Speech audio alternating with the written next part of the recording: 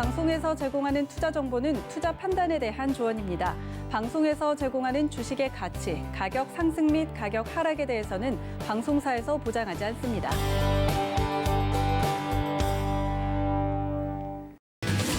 네, 안녕하세요. 서울경제 최충성 전문가입니다. 네, 오늘 강의 제가 특별하게 설 특집을 맞이해서 일단은 좀 중요한 내용들에 대해서 설명을 드릴 건데요. 2월 시장 굉장히 좀 답답하고 개별 종목장인데 내 종목 좀 움직이지 않아서 아마 조금 어려우신 분들 많으실 거예요. 일단 그 점에 대해서 어떻게 좀 대응을 하면 2월 시장 더 나아가서 2021년을 대비할 수 있을지에 대해서 좀 살펴보는 그런 시간을 가져보도록 하겠습니다. 네, 그러면은 저와 함께 1시간 동안 이 강의 들으시면서 좀 힘을 얻고 잘 투자하시는 데 도움이 되셨으면 좋겠습니다. 자, 그럼 본격적으로 강의 시작해 보도록 하겠습니다.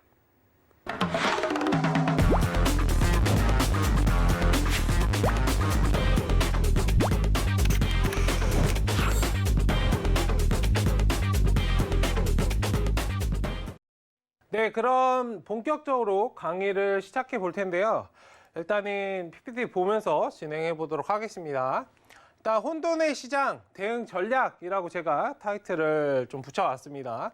혼돈의 시장이죠. 뭐 올라가는 종목들만 올라가고 올라가는 것들은 정말 강하게 움직이고 움직이지 않는 것들은 거의 이제 움직임이 정말 없습니다. 굉장히 답답할 정도로 일단 그러한 시장이고 지금 호재가 부재한 시장이기 때문에 뭐 이 부분은 제가 방송에서 많이 말씀을 드렸었는데 지금 호재가 좀 부재한 시장이에요. 호재 자체가 뭐 거의 없습니다. 부양책 정도 일단은 가지고 있는데 지금 부양책에 대해서도 그런 기대감 시장에 어느 정도 많이 나왔고 사실 추가적인 부양책, 그 플러스라고 제가 표현을 드리고 싶은데 일단 추가적인 부양책에 대해서 좀 기대감을 가지고 있는 정도, 그 돈을 푸는 정도에 지금 머물고 있는 그런 시장이기 때문에 굉장히 좀 힘드실 것 같아요. 호재가 없기 때문에 상승하려면 제가 기존에도 말씀을 드렸지만 악재에 대한 이유는 단 한 가지면 됩니다. 근데 어떤 뭐 일반적인 지수뿐만 아니라 종목에 대해서 또 생각을 한번 해보신다면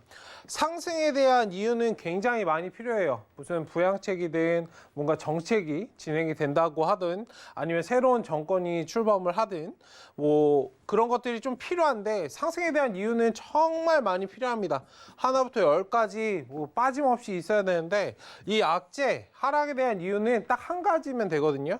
뭔가 우리나라는 이제 타국가가 가지고 있지 않은 한 가지가 더 있죠. 네, 분단국가라는 그런 이슈가 있기 때문에 뭐 북한 관련된 이슈나 다른 것들 뭐 악재가 많기 때문에 일단 이러한 시장 지금 호재가 부재한 시장에서 어떻게 좀 대응해야 될까 굉장히 준비해야 될까 고민이 많이 되실 거예요. 명절인데도 불구하고 이런 것들을 조금 대응을 어떻게 해야 될까 굉장히 많이 좀 고민이 되실 텐데 제가 강의를 통해서 이런 부분들 좀 짚어드리도록 하겠습니다. 네, 혼돈의 시장이에요. 말 그대로 지금 개별 종목장이 계속적으로 되고 있고 종목들 가는 종목들만 가고 최근에 이제 애플카나 뭐 그런 종목들 굉장히 파급력 있는 재료들 사실 이 자동차 관련주는 기존에 자동차과 관련해가지고 뭐 자율주행이든 전기차든 자동차는 사실 많이 올라갔던 그런 종목들인데 이제서야 또 한 번 더 이제 파동이 나오는 거거든요. 사실 상승이 이어지고 있던 종목이 한 번 더 이제 파동이 나오고 있다 정도로 좀 체크를 해보시면 좋을 것 같습니다. 어쨌든 지금 중요한 건 뭐냐? 올라가는 종목들을 보시는 게 아니에요. 올라가는 종목들. 왜냐면 지금 아마 아시겠지만 개별 종목장임에도 불구하고 가는 종목들은 가는데 윗꼬리를 굉장히 많이 달아요. 아마 차트 캔들을 한번 보셨다면은 거의 다 윗꼬리를 달고 차익 실현을 하는 이런 모습들을 굉장히 많이 보이거든요. 왜냐? 호재가 부재하기 때문에 현금을 확보하려고 하는 그런 심리가 굉장히 강한 시장이기 때문에 이렇게 올라가는 종목들에 대해서 좀 대응을 하시면 굉장히 어려우실 수 있습니다. 물론 상승 예전에 뭐 테마가 어느 정도 형성이 돼서 상승을 한다면 뭐 자동차, 애플카도 사실 어느 정도 테마가 형성이 되는 건데 가는 종목들만 가죠. 일단은 현금을 확보하려고 하는 그런 심리가 굉장히 강한 지금 시장입니다. 그렇기 때문에 올라가는 종목들 따라잡기보다는 바닥권에서 준비하는 종목들에 대해서 조금 잘 체크를 해보셔야 돼요. 어쨌든 제가 이 부분은 뒤에서 더 설명을 드리도록 하겠습니다. 이번 연도는 제가 예전에 1월 달 초에 이제 수익을 말하다 방송에서도 말씀을 드렸었는데, 일단 2021년 거시적으로 접근해야 된다라고 많이 말씀을 드렸어요. 미시적으로 접근하시기보다는 거시적으로 큰 흐름을 보셔야 된다. 단순히 이제 종목으로 접근하시기보다는 크게 시장 지수나 뭐 연관되어 있는 그러한 타 국가, 뭐 중국이든 일본이든 가까운 나라들이 있고, 미국, 유럽, 독일 뭐 그런 나라들이 많잖아요. 어쨌든 큰 관점에서 접근을 하시면 이번 연도가 굉장히 사실 중요해요. 제가 기존에 이제 부자 대열이 바뀌는 그런 시기라고 말씀을 드렸었습니다. 어쨌든 2021년 거시적인 관점을 제가 말씀드린 게 굉장히 좀 답답하실 수 있어요. 지루하실 수도 있는데, 그래서 내 종목이 올라가는 거야, 안 가는 거야. 사실 여기에 이제 포커스를 맞추고 계신데, 거기서 이제 더 나가셔야 돼요. 제가 말씀드리는 이 부자 대열이라는 거는 단순히 3%, 5% 이렇게 수익을 낸다고 도달할 수 있는 게 아니죠. 당연하겠죠. 어쨌든 그런 부분들을 잘 참고해 주시고, 계속적으로 좀 지루하시겠지만 거시적인 부분을 제가 앞서 설명을 드리고, 그 다음에 미시적으로 어떻게 접근해야 되는지에 대해서도 체크를 하는 그런 시간을 좀 가져보도록 하겠습니다. 자, 여기서 이제 필요한 게 사회적 경제에 대한 부분입니다. 사회적 경제.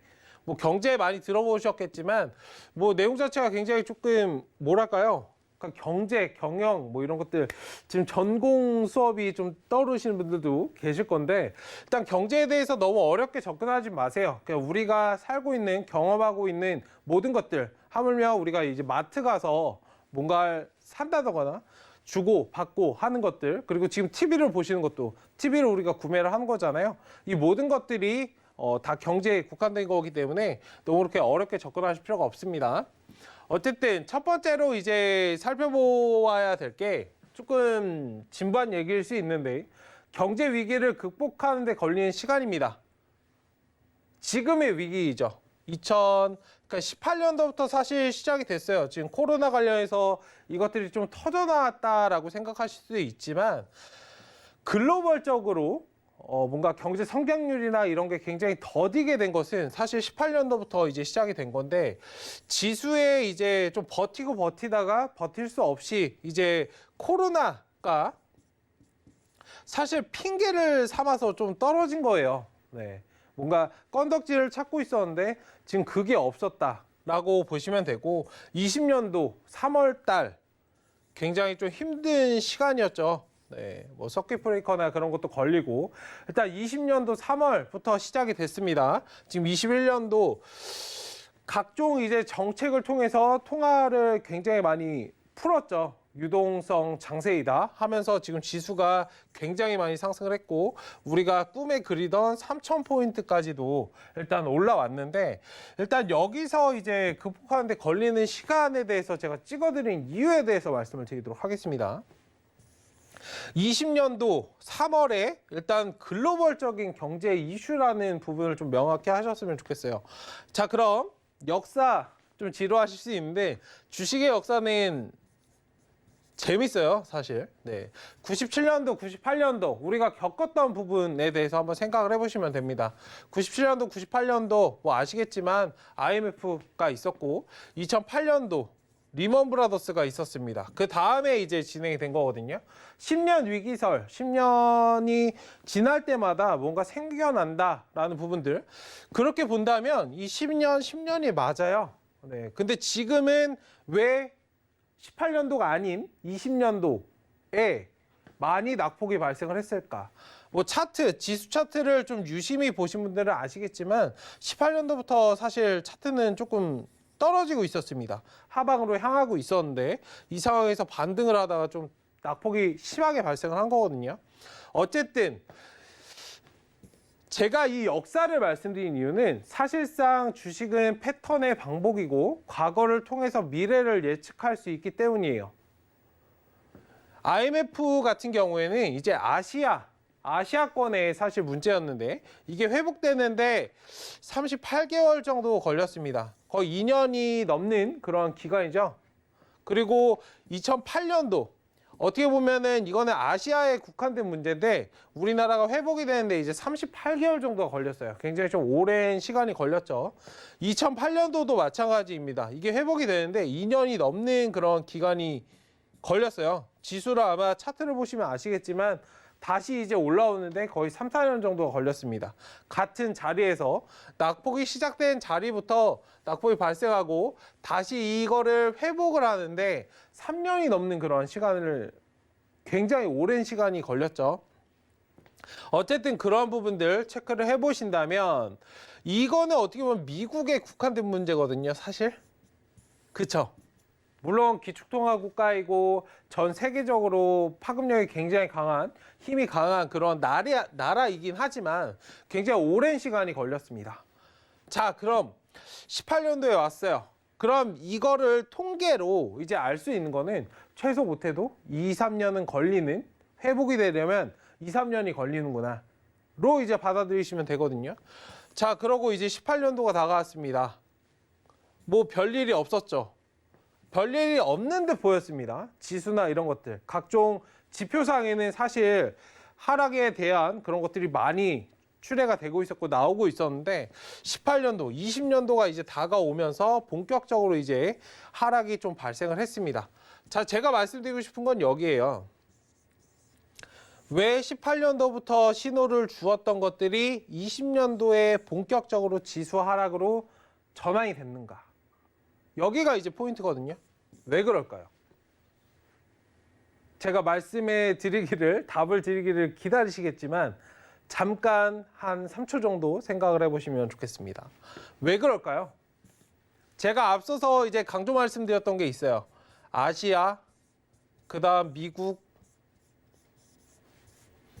국한된 문제라고 말씀을 드렸습니다. 97년, 98년도, 08년도, 그 다음에 18년도예요. 여긴 왜 그럴까요? 왜 그렇게 버텼을까요? 2년이란 기간을. 여긴 이제 글로벌적인 문제이기 때문이에요. 너나 할 것 없이 아시아가 아닌, 미국 아닌, 유럽 아닌 글로벌적인 문제이기 때문에 지금 사실 난리가 난 거예요. 자, 그럼 아시아가 무너졌을 때 우리나라를 포함해서 굉장히 좀 마음 아픈 일인데 2년이 넘는 기간이 걸렸고 미국도 한 3년이 넘었습니다. 그럼 이거는 기간적으로 얼마나 걸릴까요? 최소 2, 3년 정도는 소요가 되어야 된다는 겁니다. 자, 그럼 경제 위기를 극복하는 데 걸리는 시간에 대해서 어느 정도는 딱 머릿속에 인지가 되셨겠죠. 자, 그럼 제가 경기 민감주에 대해서 조심하시라라고 말씀드린 이유가 이제 조금은 이해가 되실 거예요. 사실 이 부분은 제가 방송 뭐 수익을 말하다나 이런 걸 통해서 사실 말씀을 드려야 되는데 굉장히 좀 내용이 방대하기 때문에 저녁 시간이고, 네. 어쨌든 경기 민감주에 대해서 이런 것들을 잘 한번 생각해 보셔야 돼요. 물론 주식은 기대감을 배제할 수는 없어요. 기대감 플러스 실물이 합쳐져서 이제 주가로 형성이 되는 거기 때문에 기대감을 아예 배제할 수는 없지만 이런 부분들 언젠가는 실물만 자리 잡게 되는, 물론 주가는 어느 정도 기대감을 완전히 배제할 수 없기 때문에 일정 부분 살짝 떠 있습니다. 그런 부분들을 배제할 수 없겠지만 이런 부분들을 조금 주의하셔야 된다라고 말씀을 드리고 싶고, 이 위기를 극복하는 데 걸리는 시간이 길다라고 저는 말씀을 드려요. 자, 그럼 여기서 이제 포인트예요. 너무 공포감이 쌓이시고 답답하시고 어떻게 대응해야 되지? 너무너무 안 좋은 것들만 지금 말을 하고 있는데 라고 생각하시는 분들 계실 수 있지만 그런 것들에 대해서 대비를 하자는 거죠. 그리고 아시겠지만 주가가 상승할 때든 하락할 때든 상관없어요. 올라가는 종목들은 올라갑니다. 지수가 상승한다고 모든 종목들이 상승하지 않죠. 아마 경험하셨을 거예요. 지수가 상승을 하는데 내 종목은 올라가지 않아. 거꾸로 지수가 하락할 때도 내 종목은 같이 영향을 받네. 그쵸? 근데 올라가는 종목들이 분명히 있는 거는 보셨을 거예요. 완전히 뭐 종목들이 다 빠지는 그런 상황이 아니라면 일반적인 하락장에서는 올라갈 종목들은 올라갑니다. 버텨내는 종목들은 어떻게든 버텨내요. 그러니까 이런 점들을 좀 체크를 해보시고 기회가 있다라고 생각을 하시면 됩니다.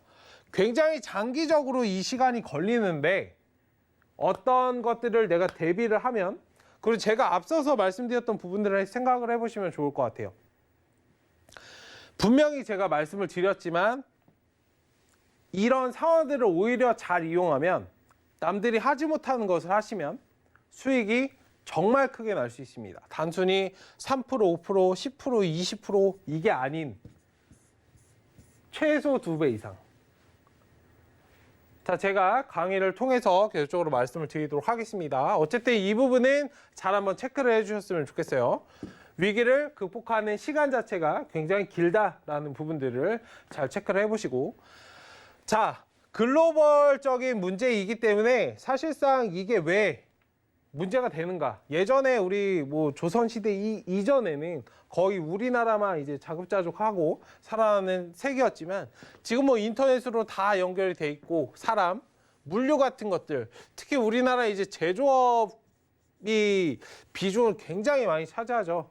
방송을 보시는 시청자분님들 정말 좋아하시는 반도체. 우리나라 사람이라면 누구나 좋아하는 이 반도체가 있는데 지금 세계경제 이음새가 좀 파괴되고 있다라고 말씀을 드리도록 하겠습니다. 너무 이제 거창하게 말씀을 드렸는지, 네, 초대형 복합 경제 위기다라고 굉장히 오밀조밀하게 얽혀 있어요. 제가 자꾸 그래서 이제 거시적으로 말씀드린 겁니다. 주가가 우리 한번 생각을 해보시면 뭐 일어나기 전에 뜬 눈으로 일단 잠에서 깨면은 미국장부터 확인을 하시죠. 네. 미국, 유럽장을 확인을 합니다. 지수가 올라갔는지 떨어졌는지. 여기부터 사실 이게 연결이 돼 있다로 보시면 되거든요. 왜냐면 이것들이 우리나라 지수에도 영향을 주고 하기 때문에, 그리고 뭐 성장률이나 실업률이나 많은 그런 수치들이 있잖아요. 오밀조밀하게 얽혀있기 때문에 이런 것들을 무시하실 수가 없어요. 특히 중국, 굉장히 크게 치고 올라오고 있는 이 중국이라는 나라. 중국을 우리나라 사람들 별로 좋아하지 않는데, 객관적으로 투자, 뭐 기업의 측면에서 본다면 중국에서 가져가는 그 물량 자체가 굉장히 많기 때문에 비중 자체가 굉장히 많아요. 그렇기 때문에 이 중국의 성장률을 우리는 항상 잘 체크를 하셔야 됩니다. 일반적으로 굉장히 지루하기 때문에 중국이 어느 정도 성장률을 기록을 한데, 뭐 세계 성장률 이런 거 아마 보셨을 건데 중국 성장률 정도만 우리는 체크를 해보셔야 돼요. 다른 거 보시기가 좀 어렵다, 무슨 얘기인지 모르겠다라고 하시면 중국 성장률을 보시고 일정 부분 뭐 8%든 10%든 어떤 수치를 좀 기록해 주는지 확인하실 필요가 있다라고 말씀을 드리고 싶습니다. 어쨌든 오밀조밀하게 얽혀 있기 때문에 자본주의 시스템 자체가 사실 굉장히 불안정함을 언제든 가지고 있어요. 그게 터져 나올 수 있는 그런 시스템이기 때문에 그런 시스템 자체를 조금 잘 이해하시고 대비하실 필요가 있다라고 말씀을 드리도록 하겠습니다. 자, 통화 정책의 시대에서 재정 정책의 시대입니다. 일반적으로 예전에 통화 정책이라고 하면 뭐 한국은행 많이 떠오르실 건데, 뭐 은행에서 뭐를 하고 금리나 통화를 발행을 하고 회수를 하고 뭐 이런 것들 많잖아요. 그러니까 일반적인 통화 뭐 많이 올라간다 그러면, 인플레이션이 좀 돈이 시중에 좀 많이 풀렸다고 하면 금리를 인상을 해서 어느 정도 챙기고 다시 이제 풀고 이런 것들을 좀 반복하는 그러한 통화 정책이었는데, 지금은 이제 재정 정책이죠. 돈을 풀어서 어떻게든 경기를 살리고, 지금은 이 단계로 갈 수밖에 없어요. 일반적으로 통화 정책이 진행됐던 그런 시기, 아마 주식을 오래 하셨던 분들도 지금 이런 시장 자체를 처음 보실 거예요. 물론 저도 처음 봅니다. 뭐 개인들이 거의 1조 이상씩 매수를 한번 샀다고 하면 1조, 2조를 그냥 거뜬히 사죠. 예전에 이 통화 정책 시대에서 이런 것들은 거의 없었어요. 뭐 개인들이 산다고 하면 뭐 몇천억 정도, 정말 많이 사면 몇천억 정도 사주는 게 일단 거의 일반적인 상황이었는데, 지금 몇 조씩 사죠. 몇 조를 사는 건 거의 외국인들, 기관들 정도만 가능했었는데, 지금은 정말 많이 삽니다. 어쨌든 재정정책 시대이고 지금 이거를 제가 강조 말씀드린 이유는 통화가 정말 많이 풀려 있기 때문입니다. 우리가 흔히 얘기하는 유동성 장이기 때문에 이거를 토대로 잘 이용하시면 정말 수익이 많이 나실 수 있고, 이런 것들을 좀 이해하지 못하시고 저거는 그냥 뭐 경기 부양책이 진행이 됐고 돈을 어느 정도 푸네, 시중에 풀어주네, 그러면은 지수가 어느 정도 상승하겠네, 그러니까 이 정도로 받아들이시면 사실상 이렇다고 내 종목이 움직이지 않거든요. 이 유동성, 이 재정 정책을 통해서 돈이 어디로 흘러가는가, 흘러가는 방향을 보셔야 돼요. 제가 말씀드리고 싶은 건 이거거든요. 돈이 다 흘러가지 않아요. 특정 어느 구간으로 흘러가는 것들이 있습니다. 특히 많이 흘러가는 것들. 지금 기업, 코로나 때문에 굉장히 힘들죠. 정말 힘듭니다. 특히 이제 제약바이오 좋아하실 테니까 제약바이오로 이제 말씀을 드릴게요. 제약바이오 관련해서는 연구개발이 계속 진행돼야 돼요. 특화된 기업들이 분명히 있습니다. 자, 재료를 찾으시는 분들이 많으실 텐데 제약바이오. 재료는 어떤 기업이든 다 가지고 있어요. 솔직하게 말씀드려서 뭐 코스피, 코스닥 시장에 상장돼 있는 그런 기업들 중에 재료가 없는 기업은 없거든요. 맞죠? 그러니까 재료로 가끔씩 포장하시는 분들이 계시는데 물론 좋은 재료를 가지고 있습니다. 다만 제약바이오에서 말씀드렸지만 가장 제약바이오에서 큰 문제가 되고 있는 게 뭐죠? 재무제표, 영업이익. 보통 연구개발을 하는데 돈을 써요. 상장을 시킨다, 뭔가 상장을 시킨다는 건 주주들에게 이거를 어느 정도 기업을 공개하고 거기에서 받은 수익금으로 연구개발을 진행을 하는 건데, 영업이익 자체가 나오지 못하면 굉장히 힘든 상황이 발생할 수 있어요. 그러면 돈이 없는데 좋은 기업,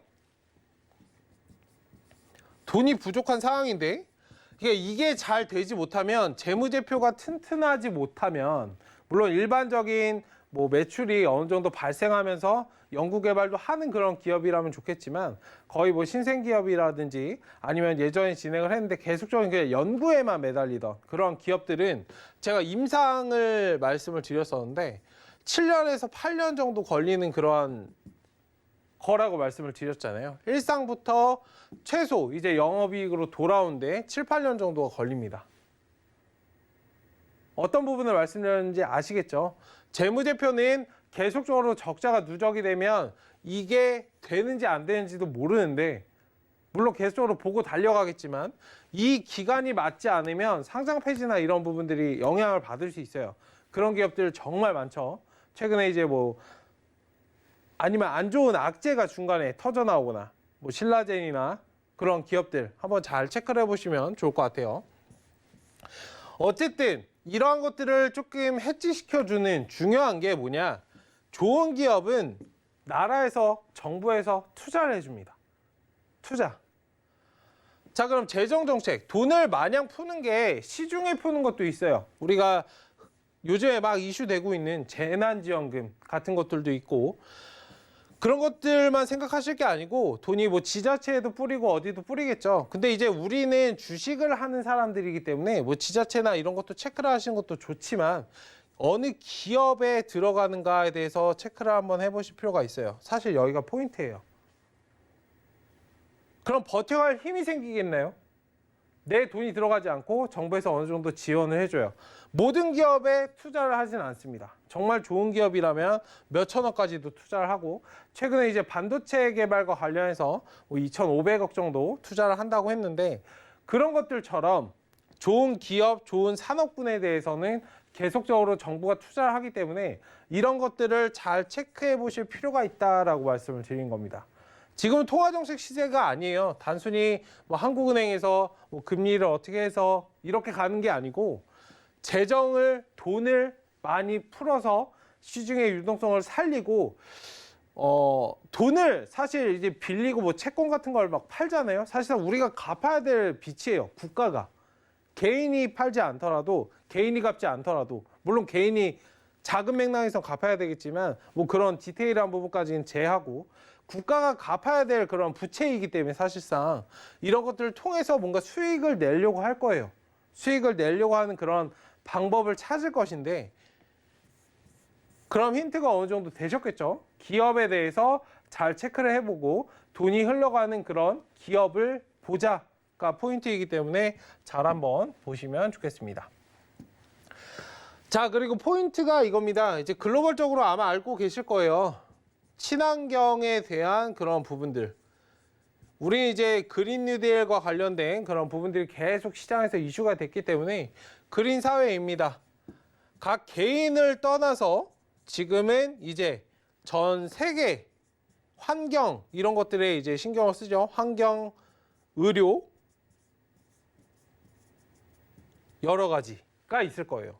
개인을 떠나서 세계, 지금 뭐 산업군의 변화이기 때문에 산업이 발달할 때는 굉장히 뭐 공기도 안 좋아지고 공장도 많이 증설하고 사람들이 뭐도 많이 만들고 소비도 하고 하기 때문에 우리나라 뭐 아시겠지만 그런 폐기물 같은 것도 굉장히 많이 나오죠. 특히 요즘에 이슈되고 있는 막 플라스틱 폐기물이나 이런 것들. 산업군의 변화이지만 이런 것들이 이제 환경을 지키는 그런 방향으로 가고 있습니다. 지금 전기차 관련해서도 수소차든 뭐 미래 우리가 운영할 그런 차 같은 것들도 한번 잘 보시면 그린 뉴딜 정책과 맞물려진 그러한 것들이기 때문에 이런 것들은 중장기적으로 잘 보실 필요가 있어요.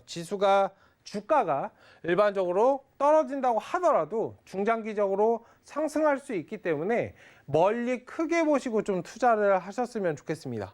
자, 그럼 왜 멀리 크게 라고 말씀을 드리고 그린 뉴딜을 말씀을 드리는지 한번 잘 생각해 보시면 좋을 것 같아요. 제가 아까 말씀드렸던 서두에 회복이 되는데 경제가 회복이 되는데 2, 3년이라는 기간이 걸린다.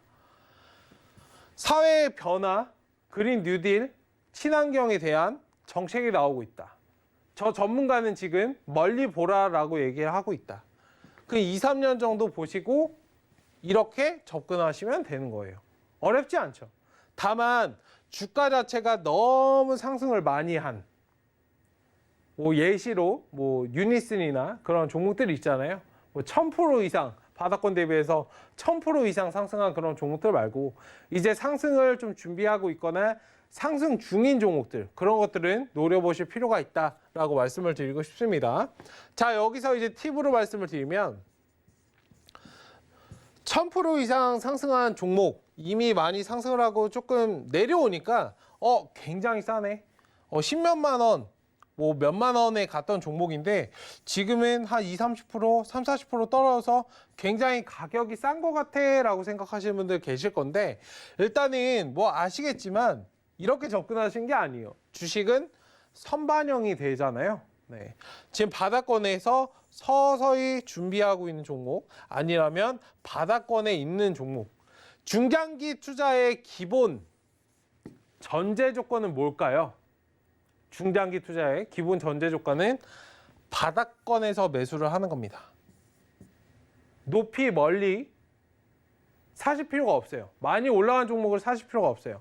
남들이 보지 않더라도, 사지 않더라도 그런 종목을 사서 끌고 가셔야 돼요. 자, 여기에 플러스 뉴딜 정책도 뉴딜 정책이지만 국내 시장 이 방송을 보시는 분들께 하나의 팁을 더 드리도록 하겠습니다. 국내에서 가장 큰 이슈가 되고 있는 게 뭐죠? 불패의 신화. 제가 팁을 드리겠습니다. 부동산이죠? 네. 환경을 지켜야 되는데 부동산 값이 증가를 하기 때문에 공급을 많이 풉니다. 환경도 지켜야 되고 부동산도 어느 정도 확충을 해야 돼요. 자, 그러면 제가 사실 답을 다 드렸거든요. 네. 부동산과 관련돼서 움직이면서 환경에 대한 정책을 펼 수 있는 이러한 종목군들을 보신다면 하나 더 팁이 되겠죠. 파생되는 겁니다. 제가 저번에 이제 코스피 코스닥에 대해서 말씀을 드렸잖아요. 그린 뉴딜 여기서 이제 파생이 된다면 가지치기를 한 거죠. 네, 부동산과 관련된 이런 부분을 잘 체크하고 이런 종목들은 이런 기업들은 한번 잘 생각을 해보시면 우리나라의 고질적인 문제이기 때문에 단순히 인맥 관련주 여기서 벗어나서 등락이 심한 인맥 관련주 단순히 지지율에 의해서 움직이는 그런 종목보다는 근본적인 맥락에서 움직이는 여러 대선 주자가 해결해야 될 그런 문제이기 때문에 이런 것들에 대해서 잘 체크를 해보시고 중장기적으로 투자를 하셨으면 좋겠습니다. 확률적으로 이제 정부 정책은 200%에서 300% 정도 상승률을 가져요. 네. 통계적으로 잘 한번 체크를 해보시면 좋겠습니다. 자, 그럼 경제 관점을 말씀드렸고 그에 따라서 종목을 어떻게 대응해야 되는지 또 말씀을 드렸어요. 자, 그러면은 주식 투자하는 게 사실 어렵지 않죠.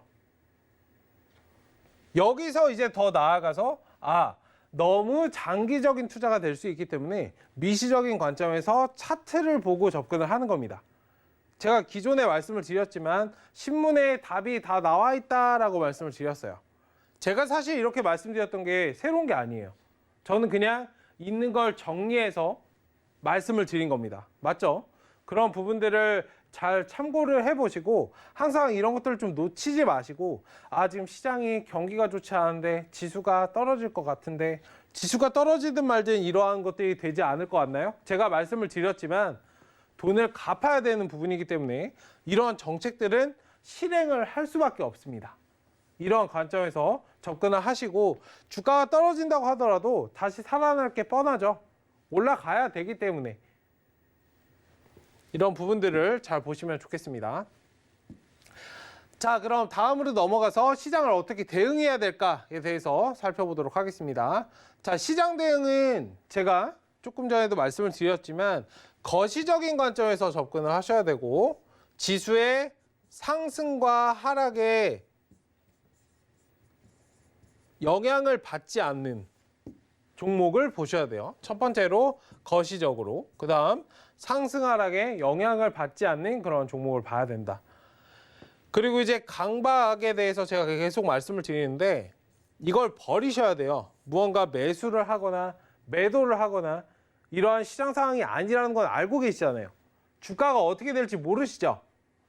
개인들 매수, 동학개미 운동이 나온다라고 하면서 개인들이 매수를 엄청 많이 했지만 외국인들이 마음 먹고 덜어내니까 매수를 뭐 1조를 하든 2조를 하든 상관없죠.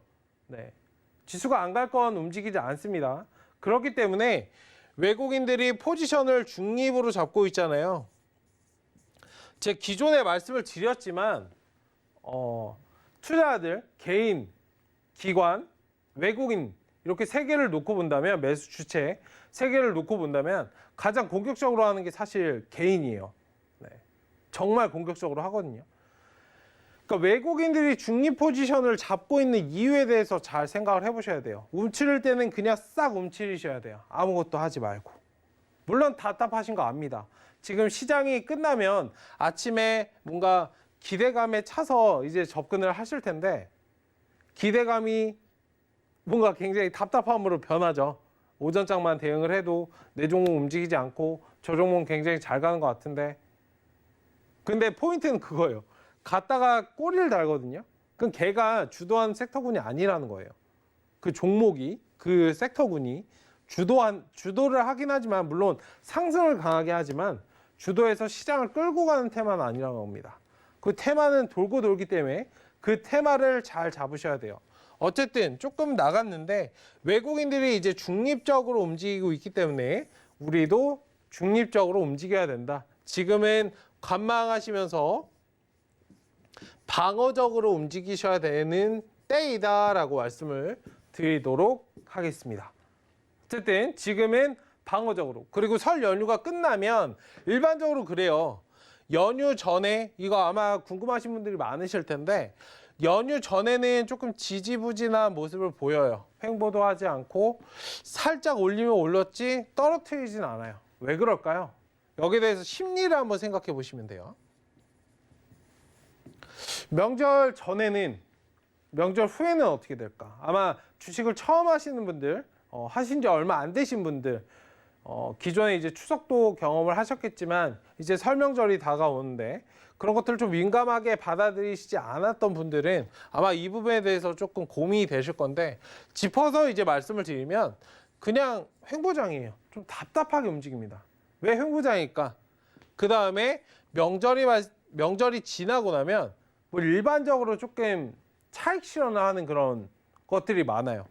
왜냐하면 명절 전에는 현금을 확보하려고 하거든요. 특히 지금같이 호재가 부재한 시장, 변동이 발생할 가능성이 큰 시장에서는 언제든 현금 확보를 하려고 하는 그런 심리가 굉장히 강하기 때문에 일부러 주가를 훼손시키지 않아요. 안심을 시키는 거죠. 그 다음에 연휴가 끝나고 조금 낙폭을 발생시키는 그런 모습을 보이기 때문에 어쨌든 이 부분은 한번 잘 참고를 해보시고, 그럼 저런 변동, 뭐 상승으로 가면 좋겠지만 낙폭이 발생을 하고 차익 실현을 했을 때 나는 어떻게 대응할 것인가, 내 종목이 지금 이런 변동에 의해서 잘 버텨낼 수 있는 종목인가에 대해서 살펴보는 그런 시간을 좀 가지셨으면 좋겠습니다. 자, 여기서 이제 리스크 관리 3단계에 대해서 말씀을 드려볼게요. 종목 리스크를 어떻게 대응해야 되는가 단계에 대해서 말씀을 드리겠는데, 중요한 건 이거예요. 투자 성향. 이거는 예전에 제가 초반에도 말씀을 드렸었는데 성향을 파악하셔야 돼요. 뭐 사람마다 성격이 다르듯이 종목, 섹터에 대해서 성격이 다르거든요. 뭐 아시겠지만 반도체 관련주는 뭐 급등락이 막 발생하진 않아요. 천천히 좀 꾸준하게 상승을 하는 그런 모습을 보이고, 특히 이제 경기민감주 같은 경우, 은행주나 뭐 이런 것들을 한번 보신다면, 체크를 해보신다면 천천히 안정적으로 좀 중기적으로 움직입니다. 근데 내 성향이 나는 좀 급해, 빨리빨리 돈을 벌고 싶어. 물론 모든 사람들이 그러겠지만 그러시지 않으신 분들도 계시잖아요. 그러신 분들은 조금 어느 정도 은행 관련주를 가지고 계시다면 조금 비중을 조절하실 필요가 있죠. 비율을 조절하실 필요가 있습니다. 포트폴리오 구성을 사실 이렇게 하는 거거든요. 그렇다고 내가 너무 빨리 움직이는 것만 좋아하기 때문에 빨리 움직이는 것들로만 포트폴리오를 구성하시면 안 돼요. 어느 정도 적정 수준에서 스윙 아니면 중기, 장기로 끌고 갈 수 있는 종목을 좀 구성해서 비율을 조절하실 필요가 있다라고 말씀드리겠고, 자산군의 특성이에요. 제가 이 부분은 뒤에서 이제 살펴봐 드리도록 하겠습니다. 뭐 같은 맥락인데, 투자는 뭐 아시겠지만 일반적으로 우리가 이제 투자를 한다 그러면, 제가 지난 시간에 이 부분에 대해서 말씀드린 적이 있어요. 수익을 말하다 해서 말씀드린 적이 있는데, 투자의 방법은 주식에만 국한하는 게 아니고 뭐 채권, 금 그런 것들이 있잖아요. 여러 가지 방면이 있기 때문에 그런 것들도 다 투자의 일환이다. 그러니까 이런 것들의 특성에 대해서 특성을 이해하고, 나는 이제 부동산이나 뭐 이런 것들, 부동산을 내가 돈이 많지 않은데 난 부동산이 살 수 없어 라고 하시는 분들은 뭐 리츠나 이런 것들이 있잖아요. 그런 것들을 좀 잘 이용하시면 좋습니다. 어쨌든 직접 판단해서 자산을 잘 배분하셔야 됩니다. 뭐 어려운 건 아니에요, 사실. 근데 일반적으로 많이 힘들어 하시는 게 이 비율 조절에서 좀 많이 힘들어 하시거든요. 나는 성향 자체가 조금 빠르게 움직이는 걸 좋아하는데, 아까 말씀드렸던 반도체 관련주는 천천히 오래 갈 수 있는 종목이야. 물론 반도체 관련은 천천히 좀 움직일 수 있지만 내 성향과 맞지 않는다면 조금 포트를 수정하실 필요가 있어요. 어쨌든 비율 조절 이것만 잘 하시면 됩니다. 이것만 잘 하셔도 투자에 이제 99가 된 거거든요. 근데 일반적으로 투자하실 때 비중이 깨져가지고 일단 손실 보시는 경우가 굉장히 많기 때문에 내가 버텨갈 수 있는 힘이 없어요.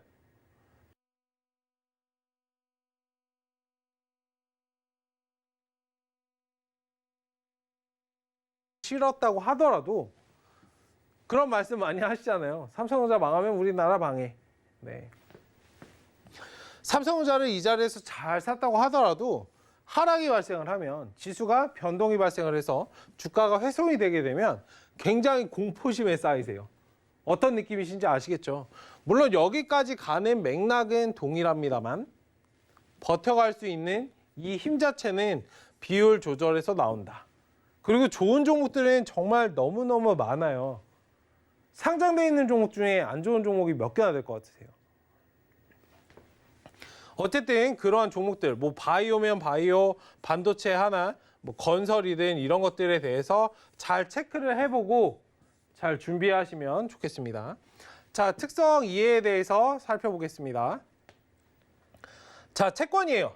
채권 같은 경우에는 뭐 아시겠지만 사채나 이런 것들, 기업채 이런 것들, 뭐 기업도 있고 국가에 투자하는 것도 있고 여러 가지가 있죠. 채권의 종류에는 굉장히 많이 있습니다. 자, 그럼 포인트는 이거예요. 주식도 물론 채권 중에 하나일 수 있어요. 조금 이렇게 포괄적인 맥락에서 본다면. 근데 이거는 수익률이 어느 정도 조금 확정되어 있죠. 물론 만족할 만한 수치는 아니에요.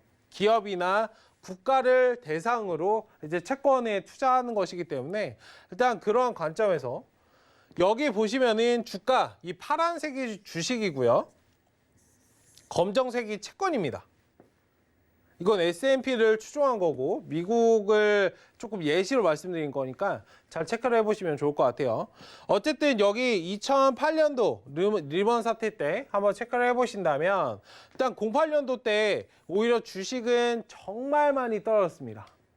거의 하루에 뭐 8%씩 떨어지고 이랬었는데 회복이 되는데도 한번 보시면 여기 2008년도부터 주가가 이렇게 자리를 찾아오는데 거의 3년이 넘는 시간이 사실 걸리죠.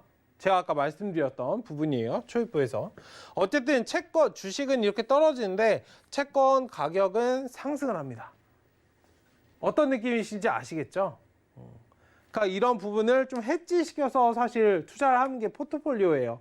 단순히 종목으로만 접근하신 게 아니고.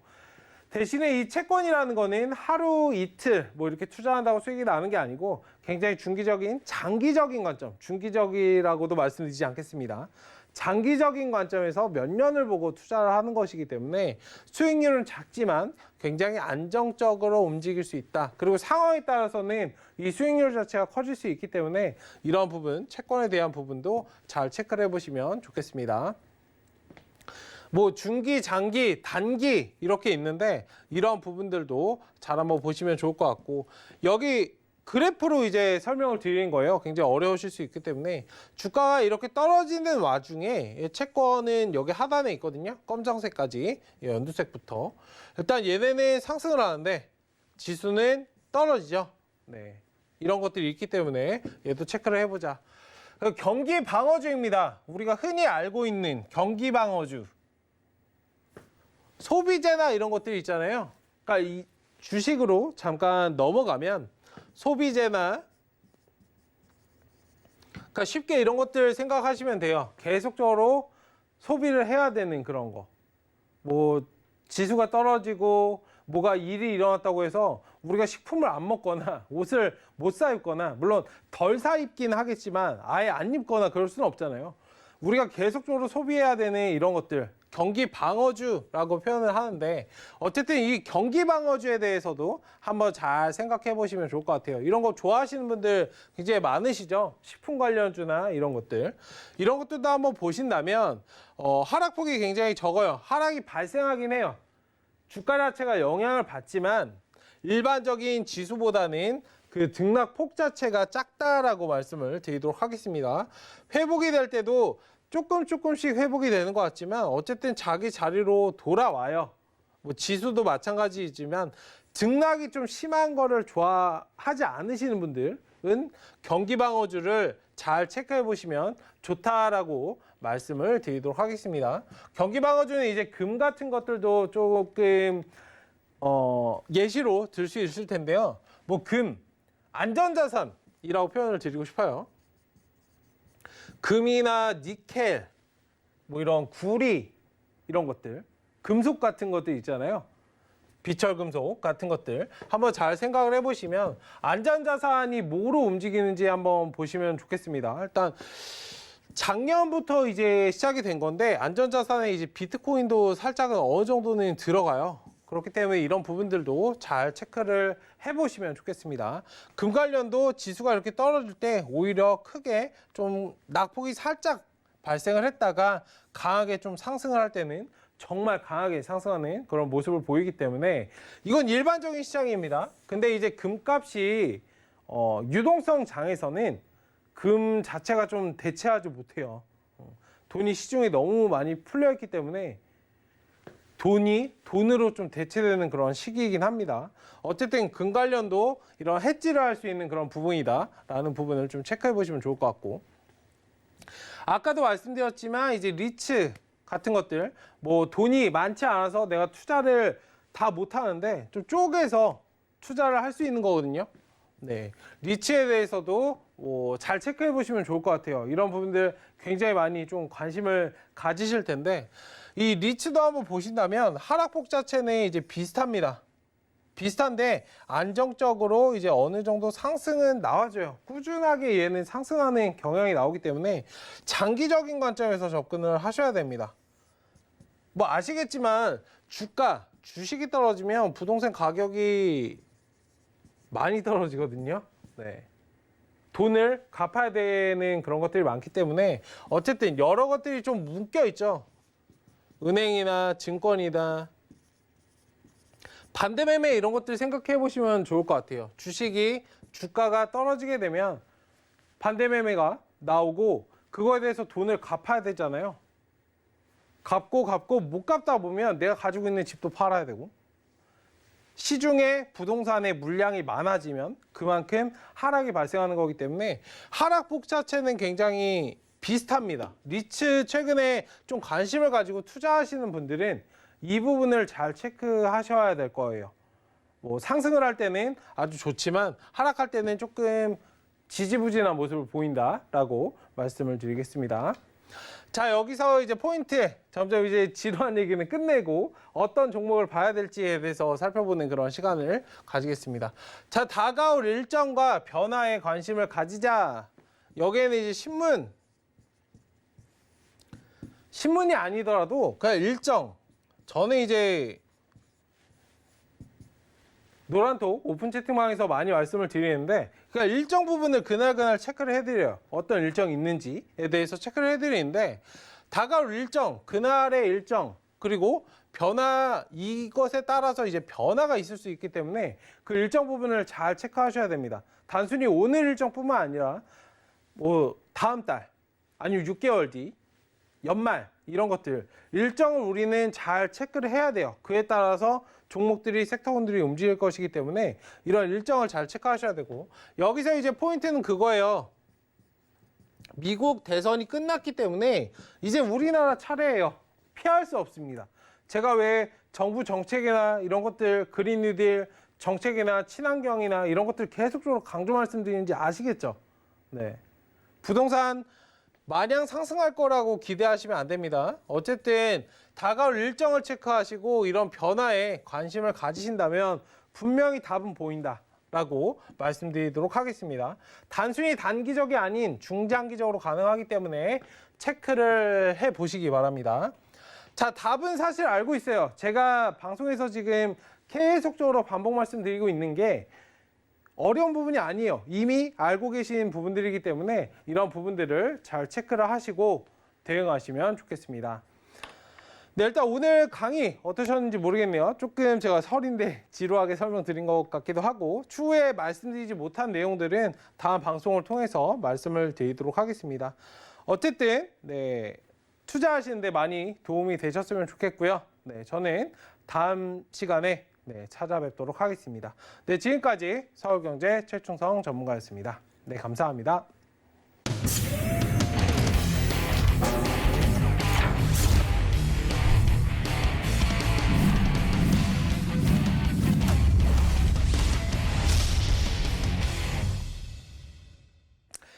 네, 1시간 동안 강의를 말씀을 드렸는데, 일단 투자하시는데 좀 많이 도움이 되셨으면 좋겠다라고 해서 일단 조금 거시적인 관점부터 많이 말씀을 드렸어요. 굉장히 좀 지루하실 수도 있고 진부하실 수도 있는데 이러한 부분들을 짚고 넘어가야 일단은 크게 많이 수익을 낼 수 있는 그런 시장이기 때문에 이번 연도 정말 중요합니다. 이런 것들을 잘 체크를 한번 해보시고 투자하시는데 많이 도움이 되셨으면 좋겠습니다.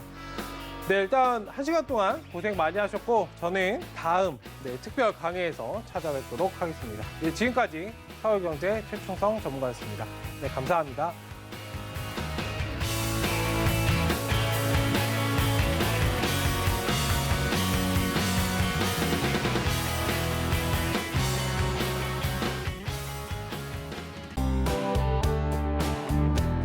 본 방송에서 제공하는 투자 정보는 투자 판단에 대한 조언입니다.